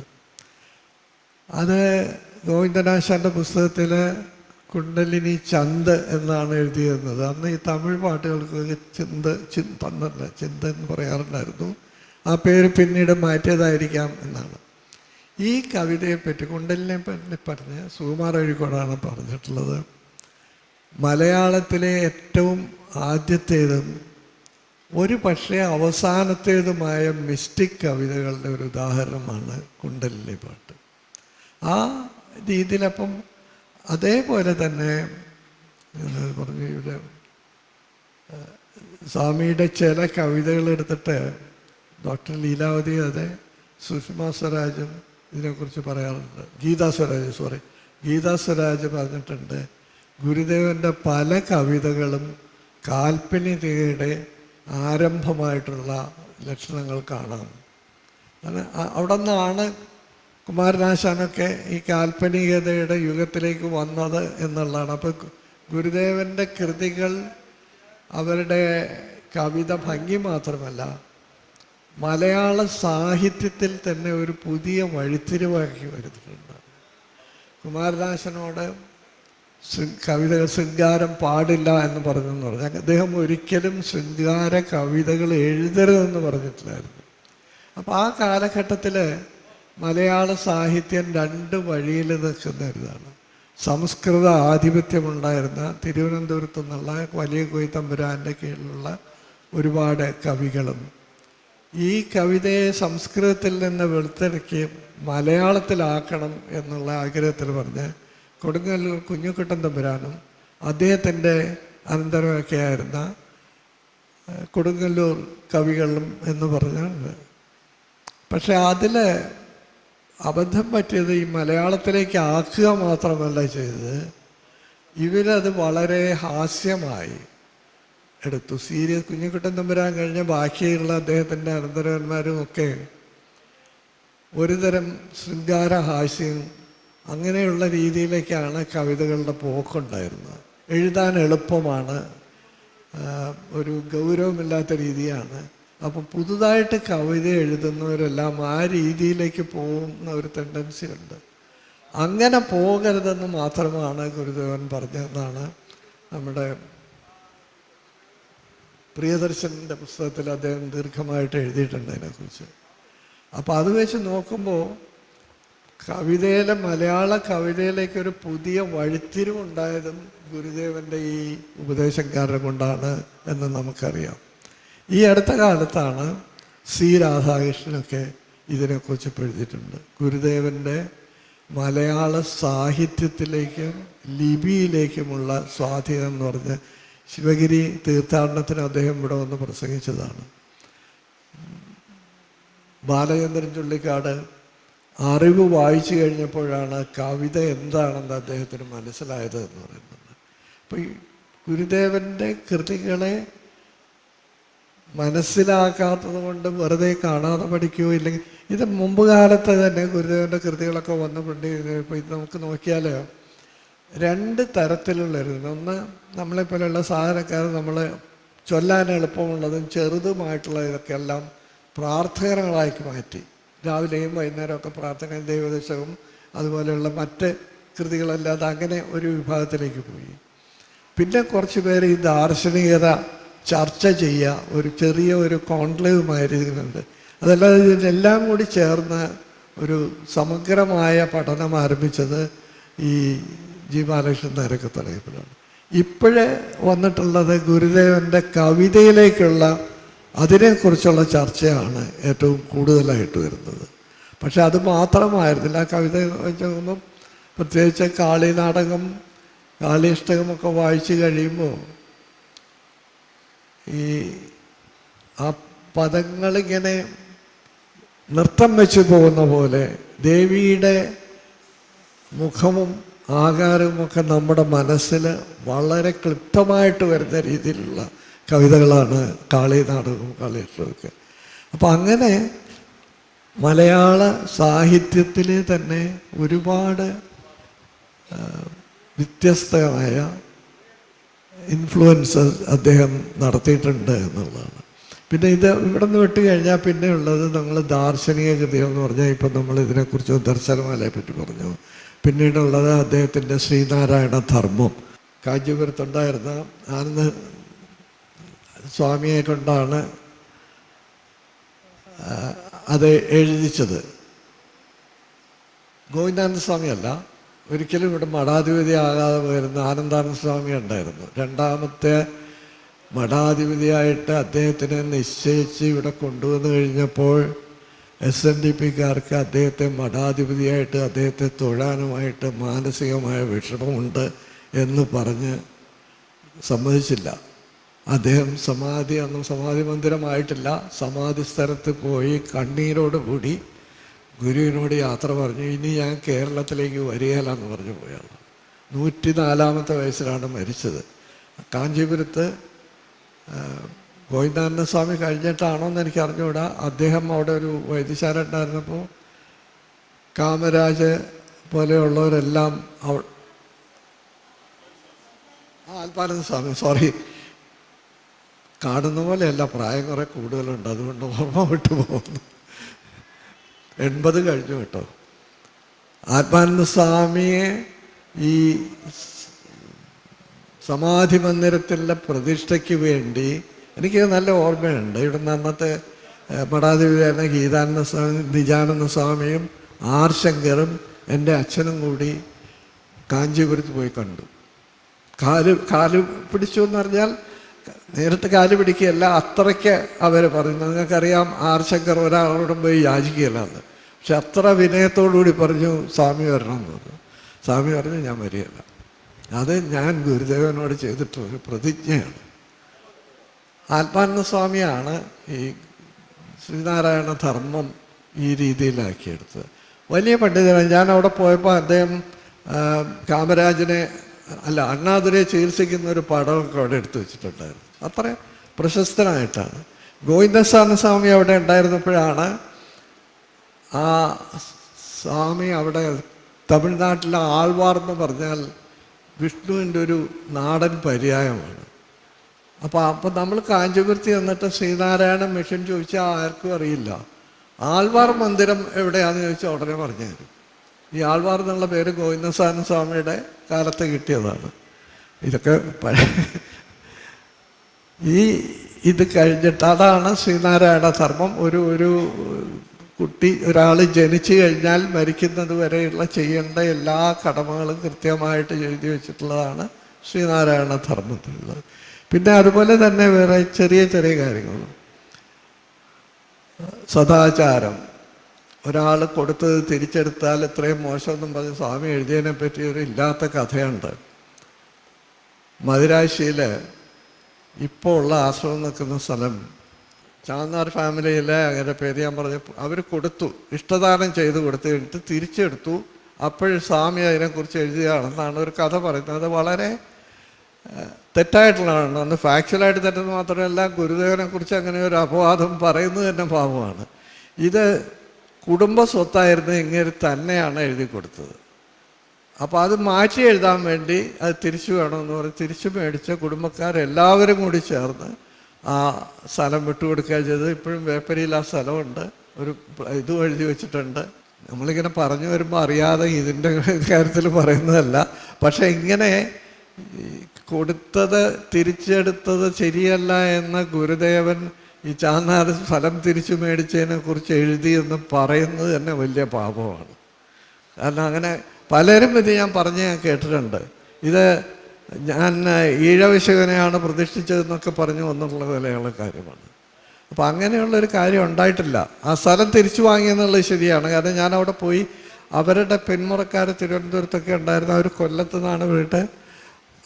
അതിലൊരാൾ പുള്ളിയായിട്ട് ഞാൻ സംസാരിച്ചു. പുള്ളി പറഞ്ഞ് ശരിയാണ്, ഈ സ്ഥലം കൊടുത്തപ്പോൾ കുടുംബത്തിൽ വഴക്കുണ്ടായി, കുടുംബത്തിലെ ഭാഗത്ത് അങ്ങനെ ചെയ്തതാണെന്ന് പറഞ്ഞിട്ട്. അപ്പം അതുപോലെ ചെറിയ ചെറിയ കാര്യങ്ങൾ ഒരുപാട് അദ്ദേഹം പറഞ്ഞിട്ടുണ്ട്. ധർമ്മം, ജാതി നിർണയത്തിലെ ഇതിൽ ഏറ്റവും പറഞ്ഞിട്ടുള്ള ഒരു കാര്യം ആണ്. അതിലാണ് നമ്മൾ ഒരു ജാതി ഒരു മതം എന്ന് പറഞ്ഞ് അത് ആലുവ അദ്വൈതാശ്രമത്തിൽ ആദ്യം എഴുതി വെച്ചു എന്ന് പറഞ്ഞിട്ടുള്ളതാണ്. ഇങ്ങനെ എല്ലാ കാര്യങ്ങൾക്കും നമുക്ക് അറിവുണ്ടാവാനും നമ്മുടെ ജീവിതത്തെ വേണ്ട വഴിയിലേക്ക് പിരിച്ചുവിടാനുമായിട്ടുള്ള എല്ലാ കാര്യങ്ങളും ഗുരുദേവൻ നമുക്ക് കാണിച്ചു തന്നിട്ടുണ്ട്. പക്ഷെ അത് കാണാൻ നമ്മൾ വിസമ്മതിക്കുകയാണ്. അതുകൊണ്ടാണ് നമ്മളൊക്കെ ഈ ഗതിയായിപ്പോയത് എന്ന് ഞാൻ പറയുന്നതല്ല.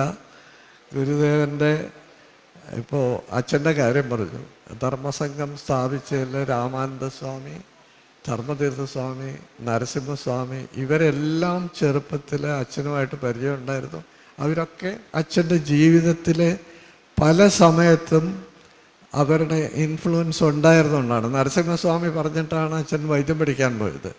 രാമാനന്ദസ്വാമിയുടെ കൂടെ നിന്നിട്ടാണ് ഈ സ്കൂളിലെയും വിദ്യാഭ്യാസം വൈദ്യം മാത്രമല്ല, സ്വാമിജി പറഞ്ഞ പോലെ ആ സ്കൂളിൻ്റെ മാനേജ്മെൻ്റ് എന്നുള്ളവരും അങ്ങനെ ഓരോരുത്തരുടെ കൂടെയും ധർമ്മതീർത്ഥസ്വാമിയുടെ കൂടെ അരുവിപ്പുറത്ത് ഒരുപാട് കാലം താമസിച്ചു. അന്ന് ധർമ്മതീർത്ഥസ്വാമി, നിങ്ങൾക്കറിയില്ല, എൻ്റെയൊക്കെ ചെറുപ്പകാലത്ത് മാജിക് ലാൻഡേൺ എന്നും പറഞ്ഞൊരു സംഗതി കൊണ്ട് സ്കൂളിൽ വരും.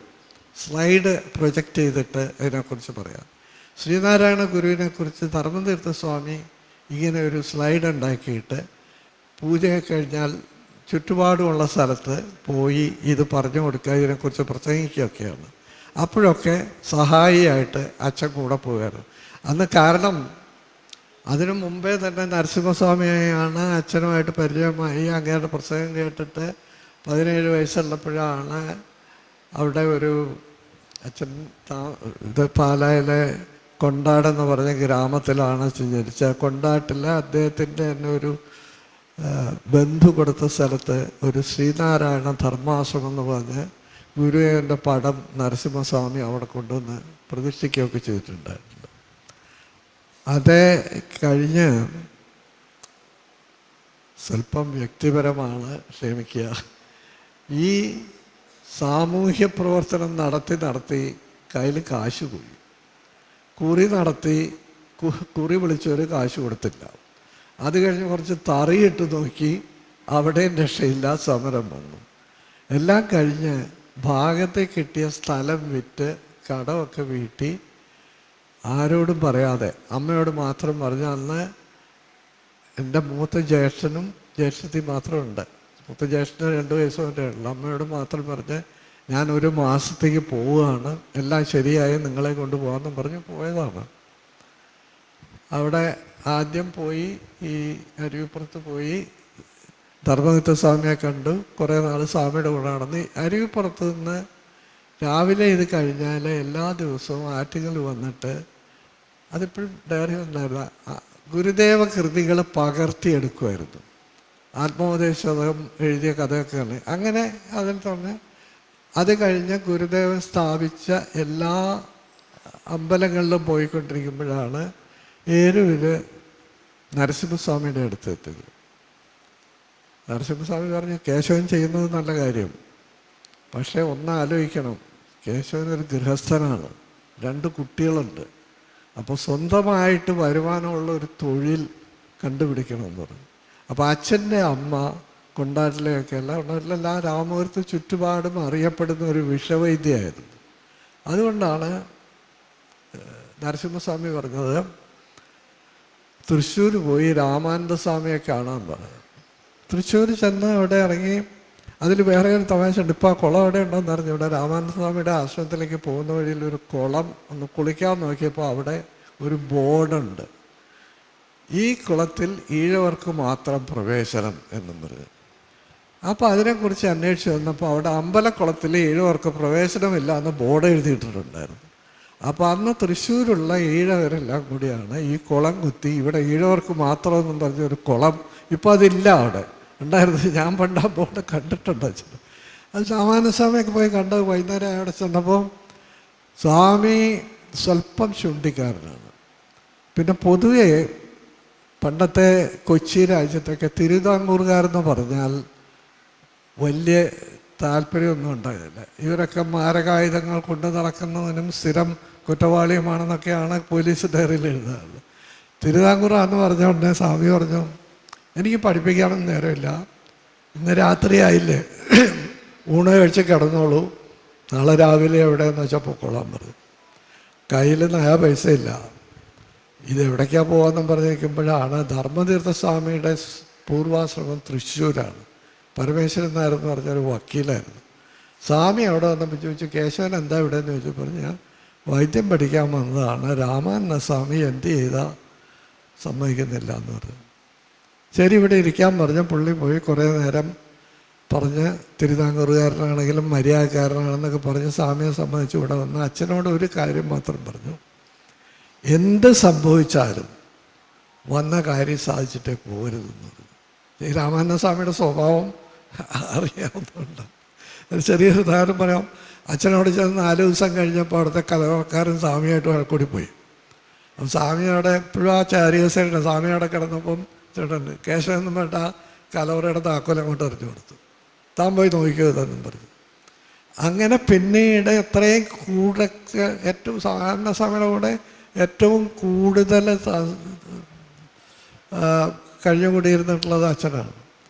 പിന്നെ അത് വൈദ്യനായി, മാനേജരായി, നല്ല ഒരു വൈദ്യന് പേര് കേട്ടതിന് ശേഷമാണ് ഇരിഞ്ഞാലക്കുടയ്ക്ക് വന്നത്. ഇതിനിടയ്ക്ക് രാമാനന്ദ സ്വാമിയായിട്ട് വഴക്ക് കൂടി. സ്വാമി ഇത് പറഞ്ഞു എന്തോ കാര്യത്തിന് പറഞ്ഞപ്പോൾ തൃശ്ശൂരിൽ നിന്ന് നേരെ വണ്ടി കയറി കാഞ്ചീപുരത്തേക്ക് പോയി. അവിടെ പോയി വിദ്യാനന്ദ സ്വാമികളുടെ കൂടെ 6 മാസം താമസിച്ചു. അപ്പം അന്ന് ഈ ആയുർവേദ വിധിയിൽ സ്വർണം, രസം, വെള്ളി ഇതൊക്കെ സ്ഫുടം ചെയ്ത് പൊടിയാക്കി കൊടുക്കുമായിരുന്നു. വളരെ അപകടം പിടിച്ചൊരു കാര്യമാണ്. ഇതൊക്കെ കൃത്യമായിട്ട് ചെയ്തില്ലെങ്കിൽ ദോഷം ഉണ്ടാകുന്നത്. ഇത് രാമാനന്ദ സ്വാമി ഇതിൻ്റെ ഒരു എക്സ്പെർട്ടായിരുന്നു. സ്വാമിയുടെ കയ്യിൽ നിന്ന് അച്ഛനിത് പഠിച്ചിട്ടുണ്ടായിരുന്നു. ഇത് വിദ്യാനന്ദ സ്വാമിക്ക് അറിയാമായിരുന്നു. അതുകൊണ്ട് അമ്പലത്തൊരു വിദ്യാനന്ദ സ്വാമിയുടെ കൂടെയാണ് ഇരുന്നിരുന്നത്. ഇങ്ങനെ വന്ന് അങ്ങോട്ട് വിളിച്ചുകൊണ്ടുപോയി. അങ്ങനെ അവിടെ ഇരുന്ന അവസാനം രാമാനന്ദ സ്വാമിക്ക് മനസ്സിലായി ആളവിടെ ഉള്ളതെന്ന്. ആളെ പറഞ്ഞോട്ട് വീട്ടിൽ വിളിപ്പിച്ചുകൊണ്ട് അങ്ങനെയാണ് പിന്നീടും ഒരുപാട് കാലം കഴിഞ്ഞിട്ടാണ് SNDP പ്രവർത്തനങ്ങളിലേക്ക് പിന്നീട് വന്നത്. അത് ആർ ശങ്കറിനെയൊക്കെ അറിഞ്ഞതിന് മുമ്പ് പിന്നെ വൈദ്യൻ എന്നുള്ള നിലയ്ക്ക് നല്ല പേരുണ്ടായിരുന്നു. പിന്നീട് ചന്ദ്രിയാസോപ്പ് തുടങ്ങി. അത് കഴിഞ്ഞിട്ടാണ് വീണ്ടും പഴയ പ്രവൃത്തികളിലേക്ക് പോകുന്നത്. അപ്പം അങ്ങനെ ഈ സ്വാമിമാരുമൊക്കെ ആയിട്ട് ഉള്ള ഒരടുപ്പം ഇതൊക്കെ പറഞ്ഞു പറഞ്ഞ എൻ്റെ ജീവിതകഥയായിപ്പോയി അല്ലേ. അപ്പോൾ ഈ പറഞ്ഞ അന്ന് ഇവിടെ പോയി പകർത്തിയെടുത്ത ശ്രീനാരായണ ഗുരുദേവൻ അന്ന് പ്രസിദ്ധീകരിച്ചിട്ടുള്ള ഗുരുദേവൻ്റെ എല്ലാ കൃതികളും മനപ്പാഠമായിരുന്നു. അതിൻ്റെ വ്യാഖ്യാനവും പഠിക്കുമായിരുന്നു. അത് മരിക്കുന്നവരെ അതറിയും. തീരെ സുഖമില്ലായിരിക്കുമ്പം ഞാനും എൻ്റെ ചേച്ചിയോടെ ഉണ്ടാവും. ദൈവദശകം ചെല്ലാമോ തെറ്റുകൂടാതെ എന്ന് പറഞ്ഞാൽ ചോദിക്കും. അതുപോലെ തന്നെ പെട്ടെന്ന് മരുന്ന് കഴിച്ചതിൻ്റെ ഇഫക്റ്റായിട്ട് പുള്ളിക്ക് കുറച്ച് ഡിമെൻഷ്യ പോലെ കുറച്ച് സമയത്തേക്ക് ഉണ്ടായിരുന്നു. വളരെ ഭംഗിയായിട്ട് ചിരിച്ചുകൊണ്ടിരിക്കുക. ആരെങ്കിലും ചെന്ന് ചോദിക്കും അറിയോ? അറിയാം. എന്താ പേര്? നാരായണൻ. അപ്പം നിങ്ങളുടെ പേരോ? നാരായണൻ. ഈ ഒരൊറ്റ വിചാരേ മനസ്സിലുണ്ടായിരുന്നുള്ളൂ, നാരായണൻ. എന്ത് ചോദിച്ചാലും ഉത്തരം നാരായണൻ. പക്ഷെ അത് കഴിഞ്ഞ് കുറേ അങ്ങോട്ട് മനസ്സാനുഭാഷക്കൊക്കെ അറിയാം ഈ കാര്യങ്ങളൊക്കെ. അപ്പം അത്രത്തോളം ഗുരുദേവ ഭക്തി ഉണ്ടായിരുന്ന ഒരു തലമുറ നമുക്കുണ്ടായിരുന്നു. ഇത് MP മൂത്തെടുത്ത് ഈ ഒറ്റയാൾ പണിതതാണ് ഈ സമാധി മന്ദിരം. ഒന്ന് ആലോചിച്ച് നോക്കി, ഈ കാലത്ത് ആർക്കെങ്കിലും ഒരാൾ സ്വന്തം കയ്യിൽ നിന്ന് കാശെടുത്ത് പണിതതാണ്. എനിക്കത് ഓർമ്മയുണ്ടാകും. കാരണം ഫൗണ്ടേഷൻ ഇട്ട് കഴിഞ്ഞിട്ട് സ്വാമി ദീപം പ്രസിച്ച ചാവക്കാട് അടുത്തൊരു സ്ഥലമുണ്ട്. അവിടെ ഞാൻ പോയപ്പോൾ അവിടെ ഇദ്ദേഹത്തിൻ്റെ മീറ്റിങ്ങിൽ ഇദ്ദേഹം പറഞ്ഞു ഇതിൻ്റെ ഫൗണ്ടേഷൻ ഇട്ടു.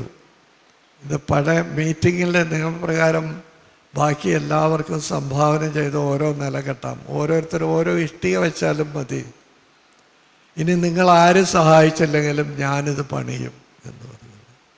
അതിന് അദ്ദേഹം ഒരുപാട് ബുദ്ധിമുട്ടിയിട്ടുണ്ട്.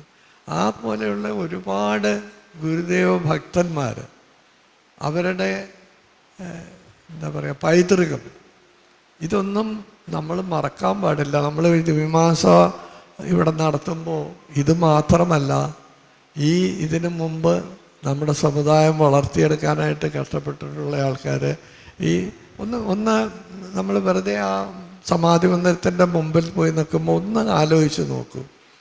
ഇത്രയുള്ളൊരു സംഗതി നമുക്കിന്ന് കെട്ടാൻ പറ്റൂ. ഒരാളെന്നല്ല, നമ്മളൊരു സംഘടനയ്ക്ക് ചെയ്യാൻ പറ്റൂ. ഒരൊറ്റയാൾ സ്വന്തം ചെലവിൽ അത്രയും വലിയൊരു സംഗതി ചെയ്തു കിട്ടിയ. കാരണം അദ്ദേഹത്തിൻ്റെ എല്ലാ ഉന്നമതിക്കും കാരണം ഗുരുദേവൻ്റെ അനുഗ്രഹമാണെന്ന് പറഞ്ഞിട്ടുള്ളതാണ്. അപ്പം ഇത് ഞാൻ നിങ്ങളെ ഗുരുദേവ കൃതികളെ പരിചയപ്പെടുത്തണം എന്നൊക്കെയാണ് പറഞ്ഞിട്ടുള്ളത്. എനിക്ക് അതിനെ പറ്റുമെന്ന് അറിഞ്ഞുകൂടാ, പറ്റുമെന്ന് എനിക്ക് അറിഞ്ഞുകൂടാ. കാരണം എന്നെക്കാളും കൂടുതൽ അതിനെക്കുറിച്ചൊക്കെ അറിവുള്ള ആൾക്കാരാണ്. പിന്നെ ഇങ്ങനെ പല കാര്യങ്ങളും പറഞ്ഞ കൂട്ടത്തിൽ നിങ്ങൾക്ക് കേൾക്കാൻ താല്പര്യമുള്ളതായിരുന്നോ അല്ലാത്തതായിരുന്നോ എന്ന് എനിക്ക് അറിഞ്ഞുകൂടാ. പലതും പറയണ്ട. കാരണം ഒരുപാട് പേര് MP മൂത്തേടത്തിനാണ് ആദ്യമായിട്ട് ശിവഗിരിയിൽ നിന്ന് ശ്രീനാരായണ ഭക്തോത്തംസം എന്ന ബിരുദം കൊടുത്തത്. ഗീതാനന്ദ സ്വാമിക്ക് അവിടെ ഒരു കരിങ്കല്ലിൽ ഒരു ബോർഡ് എഴുതി വെക്കണമെന്നുണ്ടായിരുന്നു. ഇതിൻ്റെ എൻജിനീയറിങ്ങിനെ ആളെ പണിതത്. മൂത്തേടത്ത് പറഞ്ഞ് ഞാനൊന്നും ചെയ്തിട്ടില്ല, എൻ്റെ പേരിവിടെ എങ്ങും വെക്കണ്ട. പക്ഷേ സ്വാമിയുടെ ഇല്ല. ഞാൻ സ്വാമിമാരോട് പറഞ്ഞു, ശരിയാണ്, അദ്ദേഹം പറഞ്ഞു എൻ്റെ പേരിവിടെ വെക്കരുത്, എല്ലാം ഗുരുദേവൻ്റെ ഇംഗിതം എന്ന് മാത്രം പറഞ്ഞെങ്കിലും വരുന്ന തലമുറ അറിയേണ്ട ഒരു ചരിത്ര സത്യമല്ലേ ഇത്. ഒരു മനുഷ്യൻ ഇതിങ്ങനെ പണിതു എന്നുള്ളത്, അതിനൊരു ബോർഡെങ്കിലും നിങ്ങൾക്ക് എഴുതി വയ്ക്കാൻ, അപ്പോൾ അത് ആലോചിക്കാവുന്നുണ്ട്. അങ്ങനെ ഒരുപാട് പേര് വളർത്തിയതാണ് ഈ ശിവഗിരി. ഞാൻ പറയില്ല നമ്മുടെ സമുദായം എന്ന് പറഞ്ഞാൽ അത് കുറച്ച് ജാതി പറയലാവും, എന്നാലും പക്ഷേ അതിൽ ഒരുപാട് പേര് ഈ ശ്രീനാരായണ ഗുരുവിൻ്റെ കൃതികളെ പരിചയപ്പെടുത്തുക എന്ന് പറഞ്ഞാൽ, അപ്പോൾ ആ ഗുരുവിൻ്റെ കൃതികളിലെ പകുതി എണ്ണത്തിൻ്റെ പേര് പോലും ഞാൻ നിങ്ങളോട് പറഞ്ഞിട്ടില്ല. ഇത് ഒരു നിയോഗം പോലെയാണ്. അടുത്ത തീർത്ഥാടനത്തിന് നാവികൻ നീ ഭവാന്തിക്ക് എന്ന പേരിൽ ശ്രീനാരായണ ഗുരുവിൻ്റെ കൃതികളെ പരിചയപ്പെടുത്താനായിട്ടുള്ള ഒരു ശ്രമം ഞാൻ ചെയ്തത് സച്ചിദാനന്ദ സ്വാമിയെ കാണിച്ചു. അതാണ് സ്വാമി ഈ പേരിട്ടത്. സ്വാമിക്ക് എന്നോടുള്ള വാത്സല്യം കൊണ്ട്. അതിൽ ഉദ്ദേശിക്കുന്നത് ഇപ്പോൾ ഈ പറഞ്ഞ പോലെ ഗുരുദേവൻ്റെ ഈ കൃതികളെ എപ്പോൾ എഴുതി, എന്തിനെക്കുറിച്ചാണ് എഴുതിയെന്നല്ലാതെ വ്യാഖ്യാനമില്ല, പഠനമൊന്നുമില്ല, അതിനുള്ള കഴിവ് എനിക്കില്ല. പക്ഷേ എന്നെപ്പോലെ ഒരുപാട് പേർക്ക് ഗുരുദേവൻ്റെ കൃതികളെ മുഴുവനും അറിഞ്ഞുകൂടാത്തവരുണ്ടാവും. അവർക്ക് വേണ്ടിയിട്ടാണ് ഇങ്ങനെ ഒരു പരിചയപ്പെടുത്തൽ ചെയ്യാനായിട്ട് ഞാൻ ശ്രമിക്കുന്നുണ്ട്. അതുപോലെ എനിക്ക് ഒരു പേഴ്സണലായിട്ടുള്ള ഒരു റിക്വസ്റ്റ് ഉണ്ട്. അച്ഛൻ്റെ ഒരു വലിയ ജീവചരിത്രമല്ല, പലരുമായിട്ട് എഴുതാനായിട്ടുള്ളൊരു ശ്രമം മദ്രാസ് യൂണിവേഴ്സിറ്റി ചെയ്യുന്നുണ്ട്. നിങ്ങളുടെ വീട്ടിലെ നിങ്ങളുടെ കാരണന്മാർക്കോ ആർക്കെങ്കിലും എന്തെങ്കിലും അനുഭവം, അച്ഛനുമായിട്ടുള്ള പരിചയമോ പഠനങ്ങളോ എന്തെങ്കിലും ഉണ്ടെങ്കിൽ അത് ഒന്ന് ഇവിടെ സച്ചിദാനന്ദ സ്വാമിയെ അറിയിച്ചാൽ മതി, ഞാനത് കൊണ്ടുപോയിക്കൊള്ളാം. പടങ്ങളാണെങ്കിൽ ഞാനത് ഒരു തരത്തിലുള്ള കേടുപാടും കൂടാതെ തിരിച്ചെത്തിച്ചേക്കാം. കാരണം അച്ഛനെ പറ്റി ഡോക്യുമെൻ്ററി എടുക്കണം, ജീവിതത്തിൽ എന്നൊക്കെ പറഞ്ഞിട്ട് അച്ഛൻ സമ്മതിച്ചില്ല. ഡോക്യുമെൻ്ററി എടുക്കാമെന്ന് പറഞ്ഞത് മങ്കടരവിവർമ്മയായിരുന്നു, സമ്മതിച്ചില്ല. എന്നെ ജനങ്ങൾ സ്നേഹിക്കുന്നുണ്ട്, അത് മതി എനിക്കെന്ന് പറഞ്ഞിട്ട്. പക്ഷേ ഈ പറഞ്ഞതുപോലെ അടുത്ത തലമുറയ്ക്ക് ആരായിരുന്നു കേശവൻ വൈദ്യർ, ആരായിരുന്നു MP മൂത്തേടത്ത് എന്നൊക്കെ അറിയേണ്ട. മൂത്തേടത്തിൻ്റെ ജീവചരിത്രം ഈ മെയ് 5-ാം തീയതി ഇവിടെ വെച്ച് പ്രസിദ്ധീകരിക്കുന്നുണ്ട്. ഒരുപാട് പേര് കൂടി എഴുതിയിട്ടുള്ളതാണ്. ഈ ചുറ്റുപാടുമുള്ള ആണെങ്കിലും നിങ്ങളൊക്കെ ഇവിടെ അടുത്തുള്ളവരാണെങ്കിൽ ദയവ് ചെയ്ത് വരണം. ആ വലിയ മനുഷ്യനെ, അദ്ദേഹം ആകാരത്തിലൊരു ചെറിയ ആളായിരുന്നു. ആ ചെറിയ വലിയ മനുഷ്യനോട് നിങ്ങൾ ഒരു ആദരവ് കാണിച്ച് മെയ് 5-ാം തീയതി അദ്ദേഹം വരണമെന്നത്. കൂട്ടത്തിൽ എന്നെ ഒന്ന് സഹായിക്കാനായിട്ട് ഇങ്ങനെ എന്തെങ്കിലും ഉണ്ടെങ്കിൽ അതും കൂടി ഒന്ന് ചെയ്തു തന്നാൽ വലിയ ഉപകാരമാണ്. പിന്നെ ഞാനിങ്ങനെ വെറുതെ നേരത്തെ പറഞ്ഞ പോലെ വലിയ കാര്യമായിട്ടൊന്നും ചെയ്യില്ല, ഇങ്ങനെ യാതൊരു ബന്ധമില്ലാതെ കുറേ കാര്യങ്ങളൊക്കെ ഇവിടെ നിങ്ങളോട് പറഞ്ഞു. അതിൽ ആരും അക്ഷമരായിട്ടില്ല എന്നുള്ളത് വലിയൊരു സന്തോഷമാണ്. എന്നാലും ഇവിടെ വരാനും പ്രത്യേകിച്ച് ഈ ദിവസം, ഈ ചിത്രാപൗർണമി ദിവസത്ത് ഇവിടെ വന്ന് നിങ്ങളെപ്പോലെയുള്ള ശ്രീനാരായണ ഭക്തരെ കണ്ട് സംസാരിക്കാൻ കഴിഞ്ഞത് എൻ്റെ ജീവിതത്തിലെ ഏറ്റവും വലിയ ഭാഗ്യമായിട്ട് ഞാൻ കരുതുന്നു. നിങ്ങളുടെ എല്ലാവരുടെയും അനുഗ്രഹം എനിക്ക് വേണം. ഞാൻ പ്രായം കൊണ്ട് കൂടുതലുള്ള ആളാണെങ്കിലും അറിവ് കൊണ്ടും ഈ അനുഭവം കൊണ്ടും വളരെ ചെറിയൊരു മനുഷ്യനാണ്. എൻ്റെ ഒരു ജോലി ഉണ്ടായിരുന്നു, ഒരു കണ്ണട വൈദ്യർ, അതിൽ മാത്രമേ ഞാൻ പോയിട്ടുള്ളൂ, വേറെ കാര്യങ്ങളൊന്നും ചെയ്തിട്ടില്ല. അപ്പോൾ നിങ്ങളുടെ എല്ലാവരുടെയും അനുഗ്രഹം എനിക്ക് വേണം. നന്ദി, നമസ്കാരം.